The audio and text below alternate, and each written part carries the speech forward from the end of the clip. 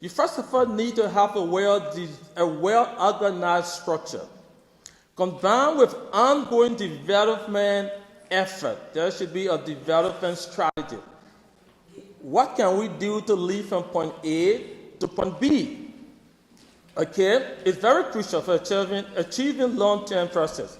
Organizations must remain adaptable, invest in their workflow, and continuously refine process to meet evolving objectives. By integrating structure and developing effectively, business and nonprofit can drive sustainable growth and impact. Thank you.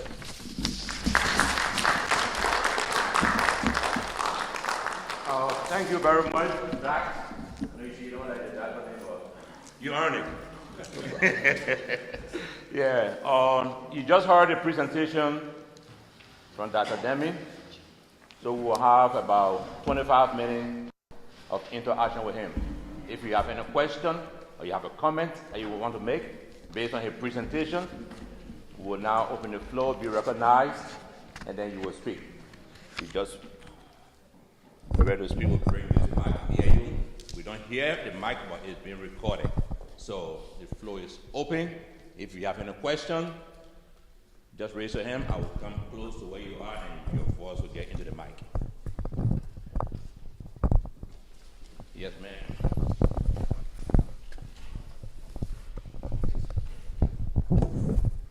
Good morning to all. My name is Lucy Wilson here, and I just wanted to ask you, what do you think, or what kind of advice can you give to young Liberian women?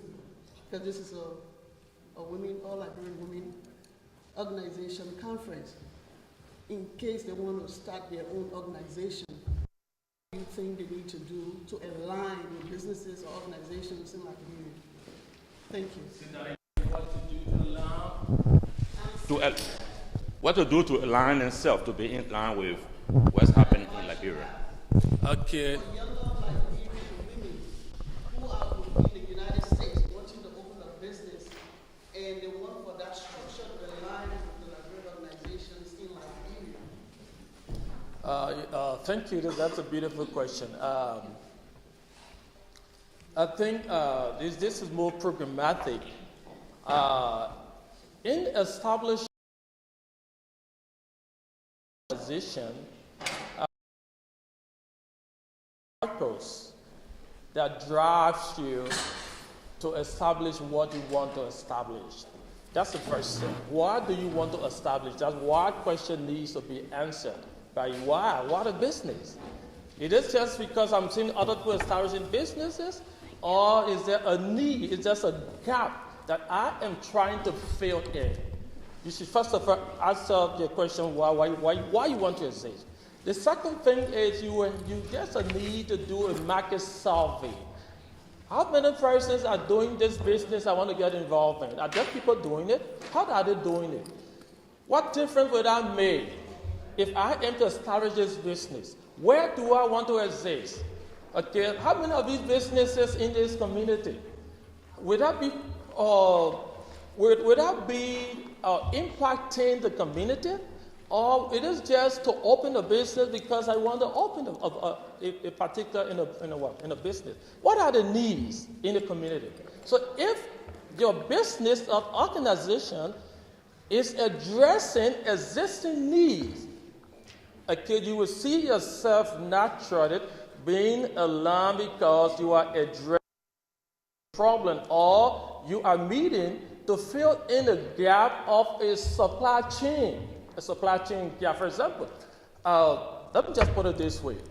Like in Monrovia, where I just came from, everybody wants to do like recreation business, drinking, sale over. Okay, and what are foreigners? Okay, so, and what you guys are doing, they move into the construction industry. Like in Monrovia right now, many construction work are going on in Marshall or Mount Backe area. So you will see that most of the Lebanese are moving in this community, setting up high infrastructure material store to be able to cut the traffic from coming down to Red Light or Broad Street. But Liberians are focused on opening beer shop. So because there is no alignment, people just get involved into businesses, or because they want to get involved into business, not doing feasibility study to know what is it I really want to do? Where do I want to go financially? So to answer your question, there must be a purpose for existence. There must be a feasibility study to know that what you want to do is marketable, is durable, okay? And thirdly, you should be able to mobilize resources to be able to start small or smart so that you can achieve your goal. I hope I answered your question. Okay.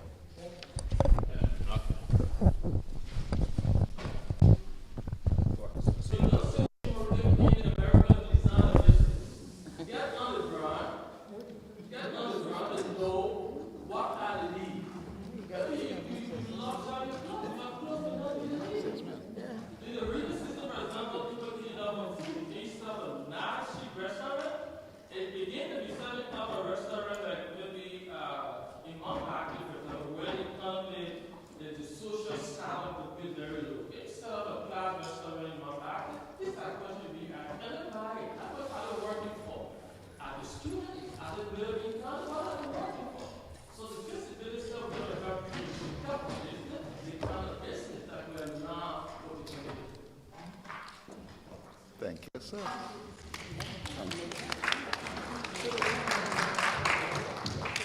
Yeah, my question comes to Pastor Anthony Samy. You said during your presentation, every organization needs to equip the leaders to be effective. And so my question to you is, how can you make or develop a leader to be strategic thinker, to align to the vision and the purpose to move the organization forward? Thank you, Pastor. That's a very good question. How do you lead? The first thing is a very good leader will understand that in order to have a successful and effective organization, you need to develop a think tank. Meaning you cannot run organization by yourself. Many times organization is centralized around the founder. In the case of a church, many times the pastor, some churches, the pastor does everything and he wears himself up. But the pastor dies, the ministry dies. If the head of the organization dies, the organization ceases to exist. So if you are to develop, first of all, you need to understand or develop stakeholders. Who are the stakeholders? If I'm not in this position today, can someone take my place? Can this organization exist after I'm dead and gone? Or what happened? So based on the vision of the leader, you will be able to develop a team.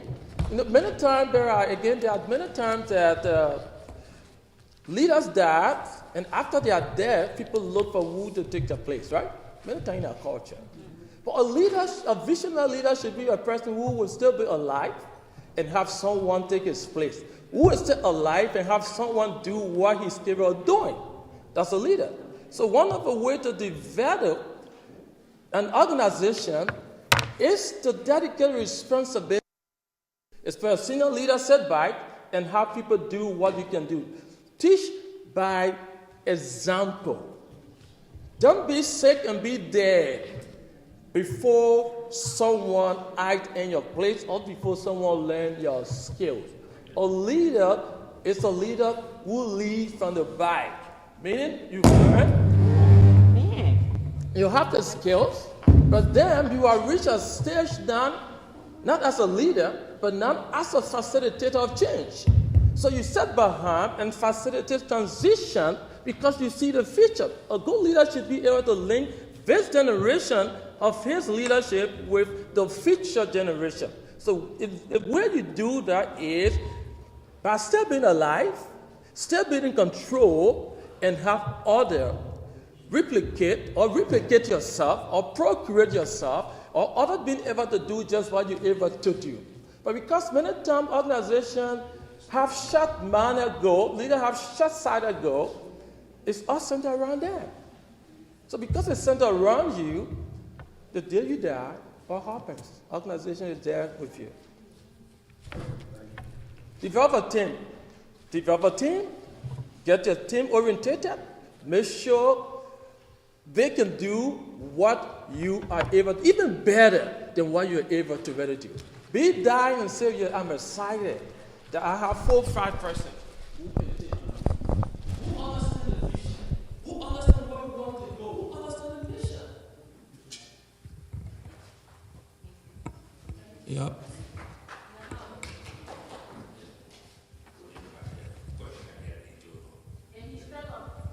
One second, please. No, I'm giving the mic to you. You were recognized. Yeah. I think he respond, he struck a point. So is that what you are also saying when you said we should also plan for a transition? Yes, ma'am. Okay.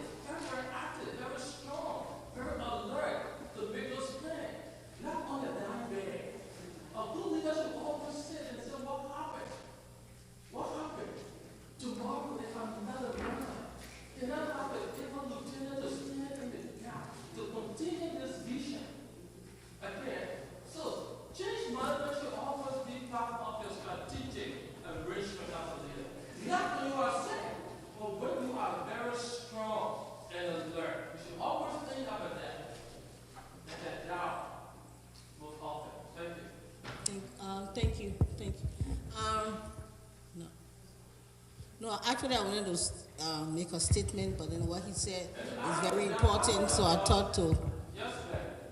How many of us right now in the businesses we run, in the churches we pastor, in the organization we lead, have in our mind, or we can say where I have 50 disciples. This entity is something to happen. If you have not reached that stage as a leader, then there's a problem with the leadership. Yeah, I wanted to make a statement, but what he said was important, so I thought to mention it. Let me. Yes, sir. Did you get a question? Okay, let me have him first, please. Bambala. Doug, you spoke about deliberate structure. So it means that as a group of people coming together to start this organization, you have to be deliberate. I know that's what you say. Yeah, sure. You have to be deliberate. Organization structure is not just something you carve because you see other half is in structure. I always speak of functionality. Every structure in an organization should be established on a functional basis. What is it? Why do we need an administrator? Why do we need an accountant? You have a financial person who has no knowledge of bookkeeping, who has no knowledge of financial report, who has anything that even read anything financial, who can even develop a budget to an organization. If you just have a person because of the name, because they are your brother, sister, or relative, or son, no, it's not deliberate. You must be intentional, deliberate about the structure, the position that exists in an organization. If it is to achieve, if it is to try, you lead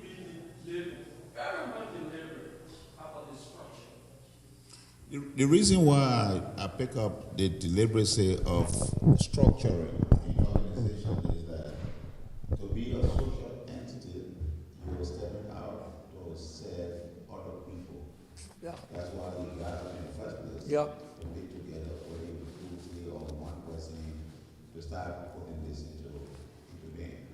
So my concern is that in our society or culture, so we're speaking to a subset of the general culture. In a society of culture that believes not in the other person, how can you, as the leader, put together a team that will be deliberate, that does not have to be friends of the 8 billion people on earth, or that does not have to be friends of the 5.3 billion people in Nigeria, into the achievement of the planned organizational goal that you set up? I will give you my thought on that. And my thought on that is how, the question how. The first thing, you need to be intentional as a visionary. You need to be very intentional as a visionary. What is vision? It's a name. It is to fill in a gap. It is to address an issue. Where am I? Where do I want to go? Am I intentional that I am in Sharon Hill today? I want to be in New York tomorrow. How can I get there? Who do I need to get there? What do I need to get there? Am I intentional about that? Am I practical about that? Okay, so this question is going to help you. Who do I need? Is my brother who doesn't have skills? Another thing with visionary is, most times we are not prepared to inculturate our team. We are thinking one thing in our mind, and our attitude is completely different. People do not even know your moves. Where they are leader, what is the leader position on certain thing? Okay, and another thing is we need to be very professional and ethical in what we do. If there are core values that guide the organization, rules that guide the organization, that all of us subscribe to, those core values should be communicated effectively to those we lead. And we should ensure that they understand what the core values are. And based on their understanding, of course, and if we are true to ourselves, we expect everyone to align with the core value. So if it's my brother or friend who go against the core value, what happened? Whatsoever is a disciplinary measure should be implemented. Okay, but most time is we try to put relationship in organization or in business. Okay, relationship does not really work where you put relationship in your organization, because some people, you may not be giving position based on merit and demerits. Okay, so make sure that people who lead have the needed attitude for the job, the skill for the job, okay, to perform, and the knowledge also to perform. We have another question down.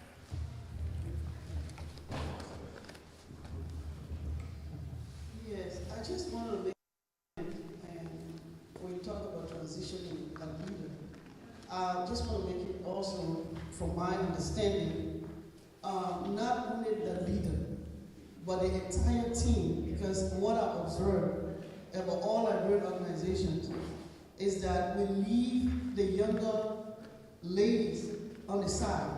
They're not supposed to participate. Oh, that's not your time. When is it going to be your time? I really want to tell the All Liberian Diaspora organization that we should really pull the Gen Zs closer to us. Because I want to say everyone in this room is Generation X. We need to really, really look for such and be intentional, deliberate, to bring in younger women organization. Please, it's important because we need to be able to empower them to replace us and take over and lead them also to younger people in Liberia. Thank you. That's a good point. That's why when Pastor Simi asked his question, I talked about developing a think tank. Okay, that's what I meant. I have a think tank in an organization. Those who sit down and think, assessment of the organization, think, the processing of the organization, think, the gap of the organization, think, the future of the organization. You always meet, compare notes, and be earnest with them. Communicate as a leader. But leadership plays a major role into that. You need to inculturate, meaning you need to introduce the organizational culture to incoming generation, the next disciples of leaders. So you play a key role. People need to be inspired to follow your vision. Okay? But if you didn't inspire anybody, if people just see you as a self-centered leader who what you say should be the founder, you're going to get people to just sit down and be complacent. Thank you. Thank you very much, Doc. Thank you for your presentation. My question is structure. And what I see as organization structure and development, that's what we were talking about. Well, what is a good structure? I run a non-profit organization, and most times you see they have the board, they have executive director, and another time you see the president, the vice president, secretary, and all that. So what is a good structure? I'm going to ask you, what is a One good... second. Please, when you get a mic, let us speak directly in the mic and say your name too, so we can all know who's here basically. See if you want to say your name to us. My name is Lois. I'm a non-profit assistant.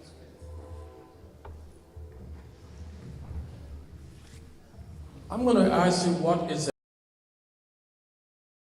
reasonably a good knife? A sharp one? Why sharp? A knife that does not cut. Is it a knife? Okay, the essence of the knife is to cut, right? It's to split, it's to spear. So if you have a knife that does not spear, does not cut, it's not a good knife. What is the essence then of an organizational structure? Many times in organizational development, contemporary organizational development, people look at personality, not the availability, not the skill, not the potency of that position. You got a board member who never attends meetings. You got a board member who even never asks you a question one day, how do you run this organization? Are there needs? Is there any way I can fill in? Is there anything I can do? You got a board member who does not even understand whether you need a ream of paper to run, whether there need to be gasoline in that vehicle that you're doing an outreach with, whether members of your team, volunteers, have been given compensation, whether they have found or anything. They do not engage you constructively according to your objective. But because they are good personality and you want film to say, oh, I have the commissioner, I have the president, I have the director on my board, you keep them there for decades after decades with no impact. I grew up in a very small organization that was established in the U.S. I used to have a lot of guys on my board. Most of them were my friends from church. Sorry, I'm on live, I'm not going to say this. At one time, I was so earnest with them, and Charlie, you know what? I think it's about time that you leave. 5%. I asked them to go because I could not just see any effort on their part towards the enhancement of the organization. In fact, one of my white friends joked me, said, oh, you came from all the way Africa to come to America to fire white on your board? And he joked me about that. I said, you know what? Yeah, because it was not just to have board members. I need people who can hold my hands when there are lapses. People, if I give you a critical writing, a proposal, you can even say, well, this is my input. I gave you a report. You never ask me a question. Not even one day, if I don't come for board meeting, you do not even think that board needs to meet. Do you keep them there? You need to have board members who are bulldozers. People who want to help you raise support, who want to help you sustain your organization. Not just board members to occupy a seat. No. If you want to thrive, all you have to look for people who will get you to run as a leader. Who's going to hold you accountable? Who want to ask you, how did you use the $100 that we gave you? Who are interested in your financial report, in your program report, in a report. Okay, we know this session is going good, but we have other presenters here today. So we'll entertain one more question. The young lady over there. Sorry for calling young lady.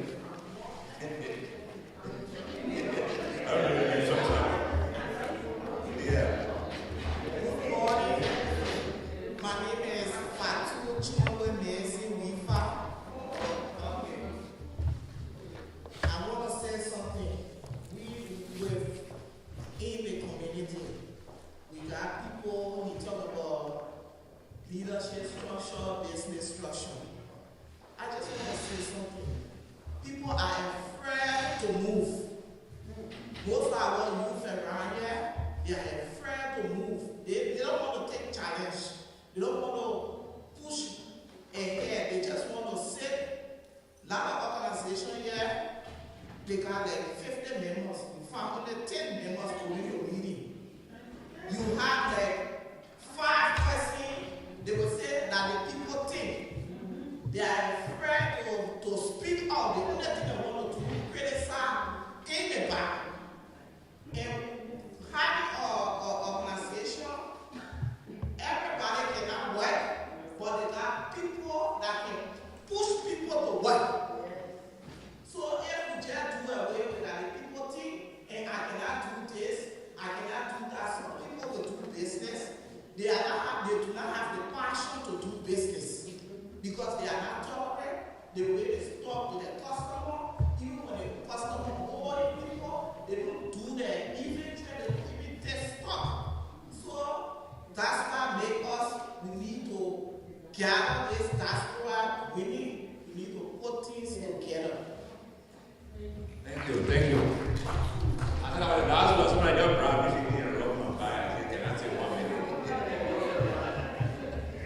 So 1 second for all. That's it. Good morning. My name is Euphemia Brown. I'm the Vice President of the Liberian Journalists within the Delaware Valley. So we'll talk about the Gen Z.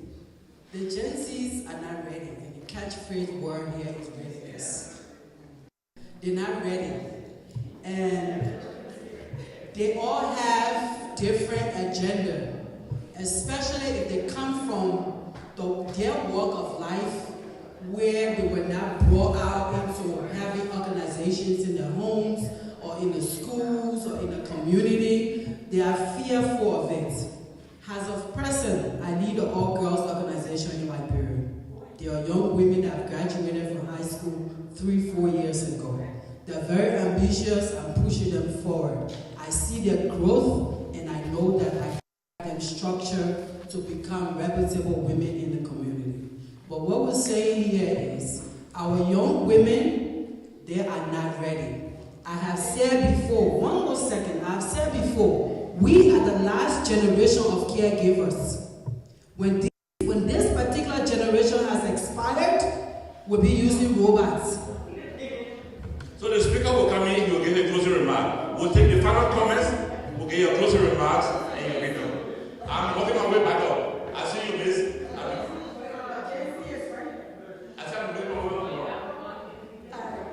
Good morning, my name is LaPhilia. So I just want to comment on both. Go over 25 so minutes. I know after everybody's question. saying Gen Z don't want to participate. It's because the older people don't bridge that gap. So you guys are so focused on, oh, let me get this, but you don't know how to connect with us. You're so much on like, oh, I have to get this done, I have to do this, but nobody ever asks, how can you help? Even if they ask you, how can you help, they don't even create that space to listen. They just ask you because they want to ask you. And then they just, oh, how can you help here? Oh, I can do this. Oh, okay. And then next thing you know, they're asking her to do it. They're asking him to do it instead of the person that was y'all understand how to bridge that gap, y'all would have a lot of young folks participating. But the Liberian community don't know how to bridge that gap at all between the young and the old folks. Thank you.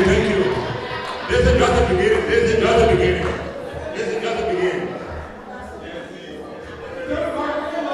Turn the mic on.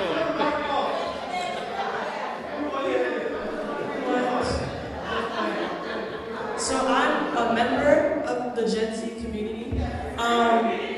My name is Lancy Faye Kier. My mom is Lucy Wilson Kier. She was former president of the Liberian Community Association. So I've been following in her footsteps, and even when I got my first pay, just supporting the community as a whole and being present, you're learning from the generation that came before us. So we have the willingness to learn, but it's also the way we're being talked to as well. The space, we want to be a part of the space and share the space and share our creativity as well. It's just you guys being able to give us that space to grow and to share our ideas. So that's all I have to say. Thank you. 1 second, thank you very much. I listen to people. My name is Daba Makwade Fatila. I come from Liberia. I'm actually visiting. I'm a senator from Reagan County. Welcome, Senator. I listen to the Gen Z discussion. I think what we need as Liberians, given the kind of background we have, given our cultural norms, we need an intergenerational conversation. Because we cannot give up on Gen Z. They are the people that are the future.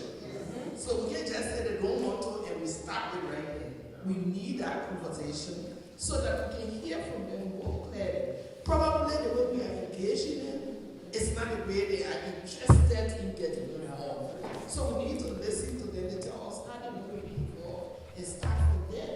Because that answers the question of the continuity of the organization. We all, there's someone mentioned, will be facing also. Coming back, I met you talking about the business issue, and that I'm very interested in that because I'm a business person before becoming a politician. You mentioned about the businesses the Liberian are involved in, which is a concern because if we have to develop, we have to pay attention to the private sector in a more serious way. Not by opening beer shop because it just doesn't last. Wow. Most of the time, the way the dry season is here, you got a lot of them. After some time, the beer wear off and it's over. We need to get in a business that can sustain the economy. The other people that you see development comes from the same continuity that we are discussing. You see a full man opens his shop, his children are there. Yeah. They are prepared to take over. Lebanese people the same way. Why not us?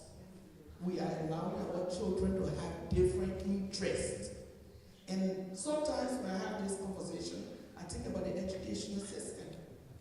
The educational system is structured in a way that you graduate and look for a job. You are not thinking about creating a job.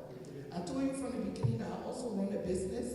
Up to now, my husband and I have not been able to identify among our many children who will take over the business.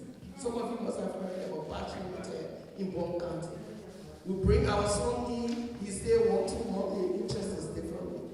We bring our daughter in, it's the same thing. We've even invited them to so successful level. Is that Vabla? Where the people keep with their hand grip and today they are successful still. So we need to have this conversation to see how we take hold of our economy and have Gen Z involved into the executive. Thank you.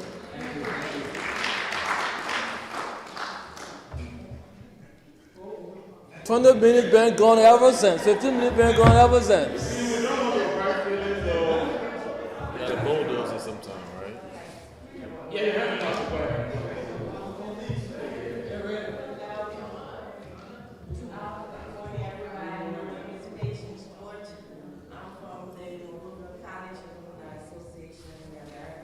Okay.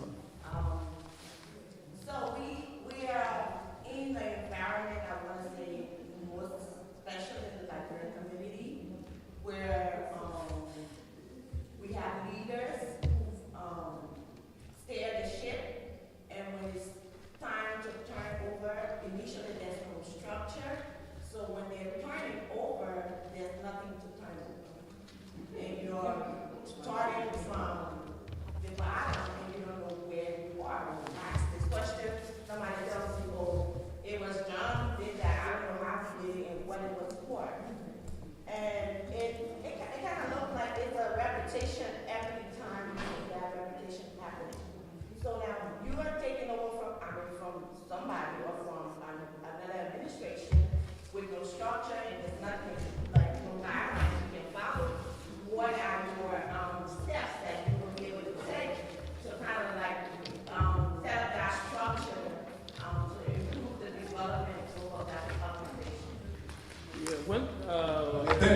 So he will be here tonight.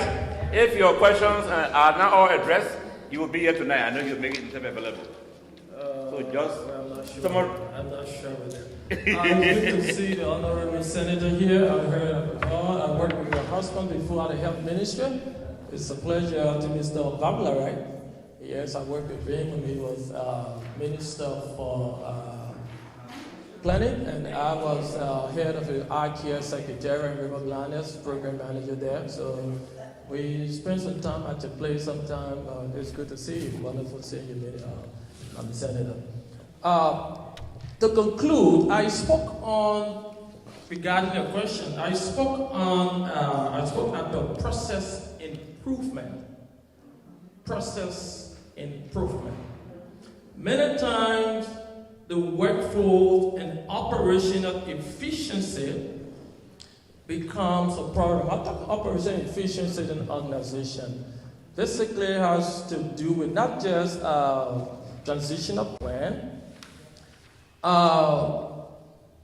but what are those skills, attitude, knowledge needed for an organization to continue to exist? And many times, it's not just a problem, it's a big problem in our country because